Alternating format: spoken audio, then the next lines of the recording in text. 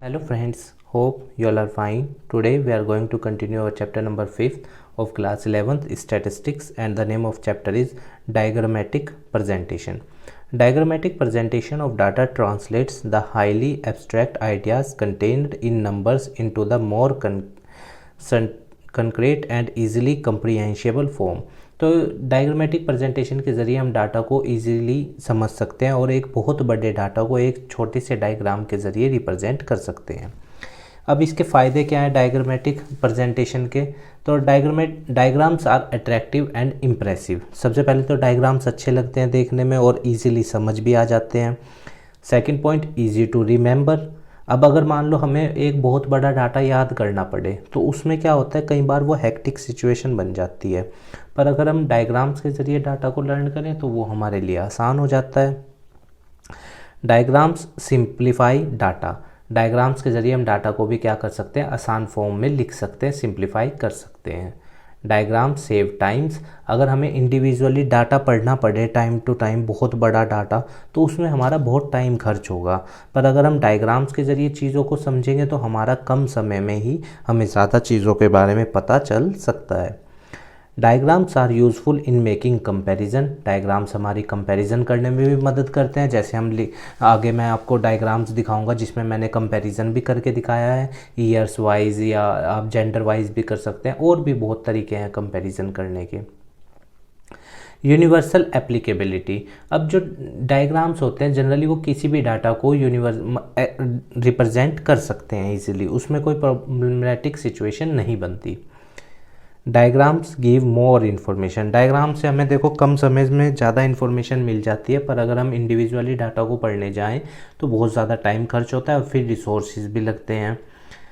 General guidelines for diagrammatic presentation. तो appropriate title. जब भी आप कोई डायग्राम बनाने जाएंगे, कोई भी पाई चार्ट या हिस्टोग्राम, बार ग्राफ या कुछ भी अगर हम इस तरह का बना रहे हैं तो सबसे पहले हमें उसे एक टाइटल देना पड़ेगा जिससे हम उस डायग्राम को रिप्रेजेंट कर रहे होंगे। उसके बाद size. The size of diagram should be such which can cover all important characteristics of data. तो जो हम डायग्राम बना रहे हैं वो इस तरह से बनाया गया हो कि उसका साइज़ भी ज़्यादा बड़ा ना हो, और दूसरी बात वो जो हम उसको जब ड्रा करें तो वो सारी कैरेक्टरिस्टिक्स को डाटा की जो भी हम रिप्रेजेंट करने जा रहे हैं उसको कवर करता हो।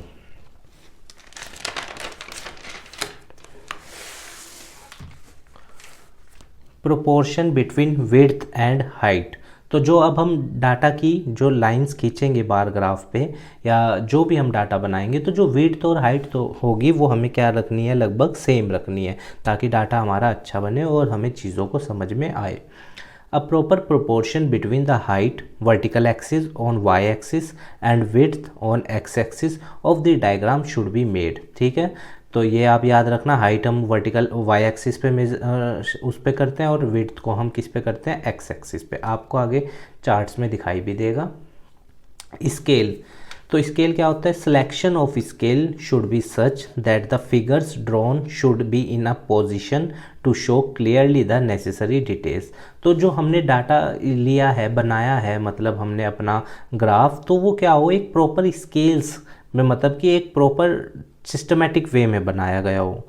ठीक है, जिससे क्या हो सके, सारी नेसेसरी डिटेल्स जो हम दर्शाना चाहते हैं डायग्राम के ज़रिए तो वो हम दर्शा सकें। Index. When various items are shown, then different shades and colors should be used। जब हम बहुत सारे चीज़ों को दिखा रहे होते हैं तो हमें डायग्राम पे अलग अलग कलर या अलग अलग शेड को यूज़ करना चाहिए। जैसे देखो मैंने यहाँ पे कर रखा है, बहुत सारी चीज़ों को मैं दर्शाना चाह रहा हूँ यहाँ पे, इसलिए मैंने अलग कलर अलग शेड का उपयोग किया है। Attractive presentation. अब ये भी नहीं कि डायग्राम बिल्कुल उल्टा सीधा बना दिया या गंदा सा बना दिया या कटिंग कर दी, ऐसा ना हो, मतलब अट्रैक्टिव लगना चाहिए और अच्छा बना हुआ होना चाहिए। Diagram should be made very neatly and cleanly so that it could attract readers. अब देखो मान लो अगर डायग्राम अच्छा ना हो, फिर पढ़ने वाला उसको पढ़ेगा क्यों? वो पहले ही देख के कहेगा ये तो गंदा बना हुआ है।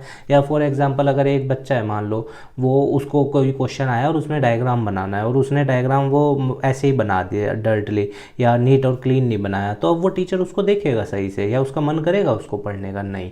तो जनरली जो भी हम डायग्राम बनाने जा रहे हैं वो हम कैसा बनाएं? Neat and clean.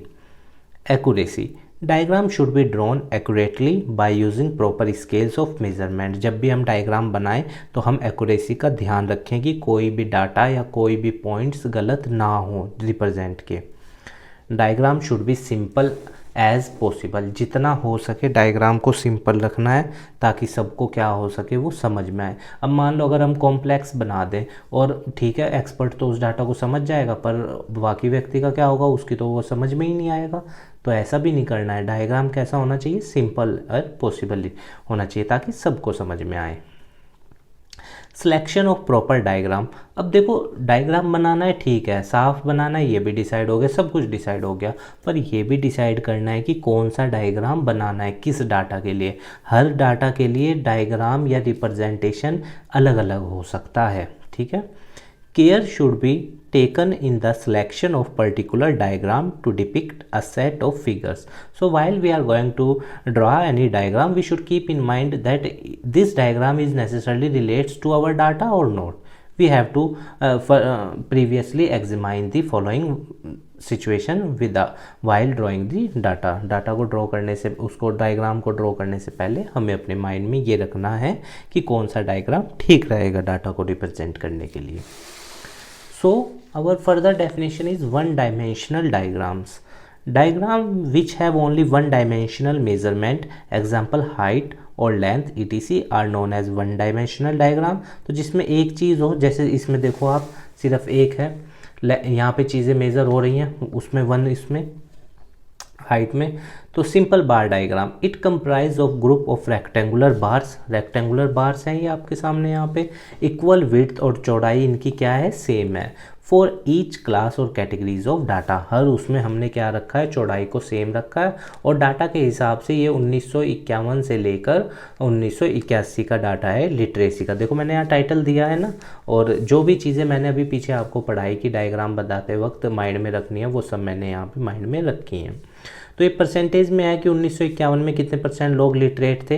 18.33, 1961 में 28.30, ठीक है। ये देखो 30 से नीचे है ना, तो ये भी आपको याद रखना है। मान लो 34.45 लिख रहा हूँ और 40 से ऊपर पहुँचा दूंगा तो गलत हो जाएगा। तो मेरे को इतना ही रखना है चीज़ें कि मेरा डाटा क्या हो? बिल्कुल एक्यूरेट हो। इसमें हम लाइन सिर्फ एक खींच रहे हैं, देखो ठीक है। सिंपल बार डायग्राम में हम लाइन को सिर्फ एक खींचते हैं, एक ही है ना, ये एक ही है ना कॉलम, पर मल्टी वाले में हम कई सारे खींचेंगे। देखो मैंने एक ही ईयर लिया है, यहाँ पे भी एक ही ईयर है पर यहाँ सिंगल लाइन है।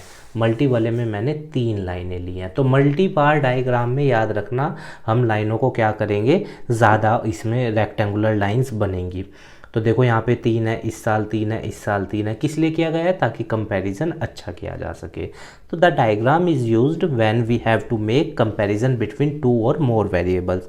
सो multi bar diagram is generally used when we have 2 or more variables and we have to make a comparison between them, so we generally use the multi bar diagram there.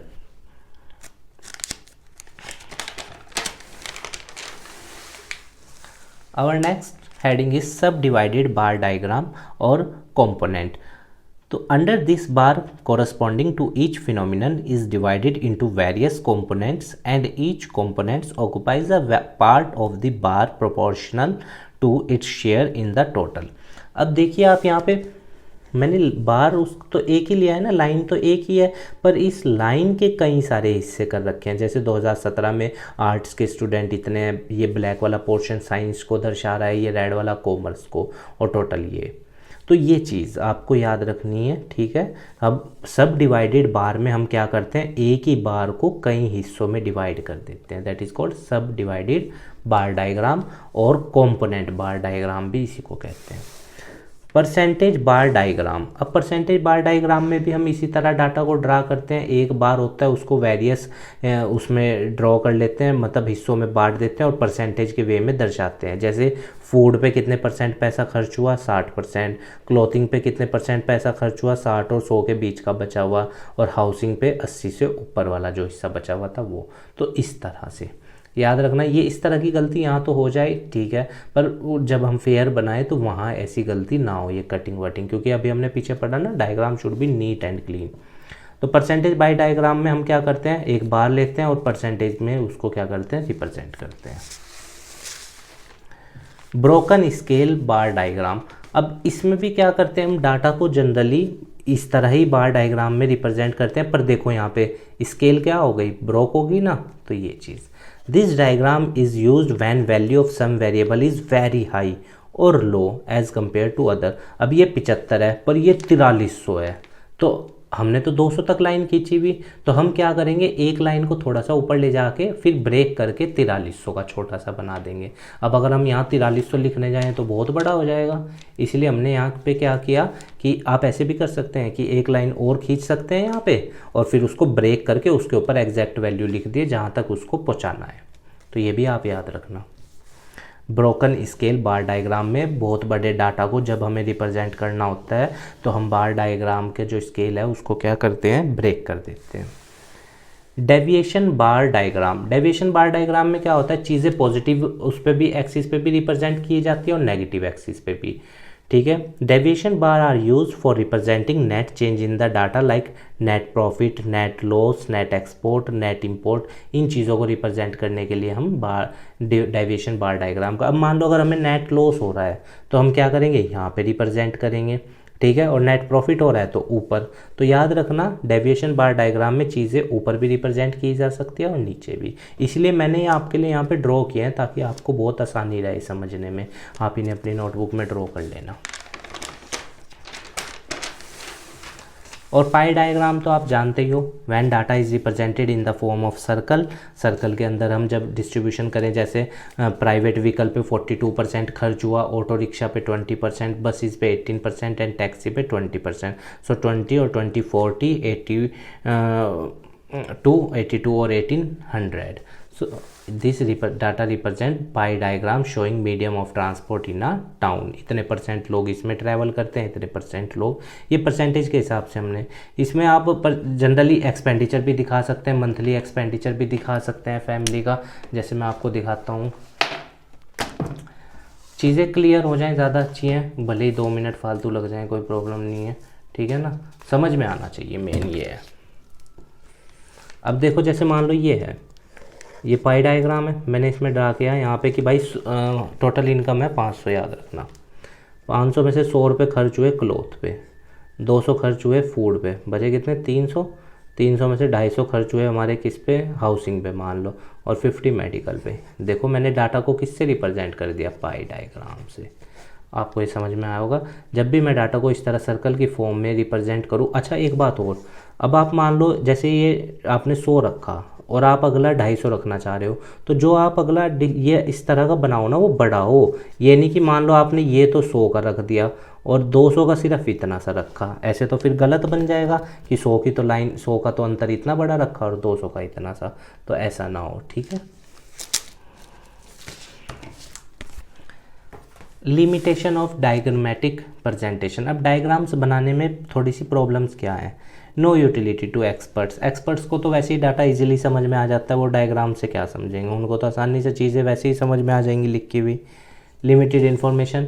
अब बहुत बड़े data को जब हम diagram के ज़रिए represent करेंगे, अब डायग्राम पे हर चीज़ तो लिखी नहीं जा सकती, तो ये भी एक चीज़ है कि भाई इससे सिर्फ लिमिटेड इन्फॉर्मेशन मिलती है। They can be used only for comparative study. तो जो भी हम डायग्राम्स बनाते हैं generally they can only be helpful while we are going to make any type of comparison, that time they are only helpful to us, otherwise they are none of use. Misuse easily. तो data को misuse भी किया जा सकता है diagrams के ज़रिए easily समझ के, और जैसे भी अगर मैनिपुलेट करना चाहें तो वो भी किया जा सकता है। Lack of further analysis. अब जो इन्फॉर्मेशन डायग्राम पे लिखी है बस उतना ही समझ में आएगा, उससे अलग उसका एनालिसिस नहीं किया जा सकता, क्योंकि और डिटेल ही नहीं वहाँ पे मेंशन है जिससे हम समझ सकें कि और चीज़ें हुई क्या हैं। Minute difference presentation impossible. तो चीज़ों को जो अगर हम टाइम टू टाइम रिप्रेजेंट करना चाहते हैं तो वो थोड़ा इम्पॉसिबल हो जाएगा और उसमें डायग्राम बड़ा बनेगा बहुत। तो उम्मीद है गाइज आपको ये चैप्टर समझ में आया होगा। हमारे काम को सपोर्ट करने के लिए वीडियो को लाइक कीजिएगा, अपने दोस्तों के साथ शेयर कीजिएगा और हमारे चैनल को भी सब्सक्राइब कर दीजिएगा। और अगर आपकी कोई क्वेरी है इस चैप्टर से रिलेटेड तो आप हमें कमेंट बॉक्स में बता सकते हैं, हम जल्द उसका आंसर देने की पूर्ण रूप से कोशिश करेंगे। और बहुत ही जल्द हम आपका नेक्स्ट चैप्टर भी जो है वो जल्दी ही उसका वीडियो प्रोवाइड करा देंगे।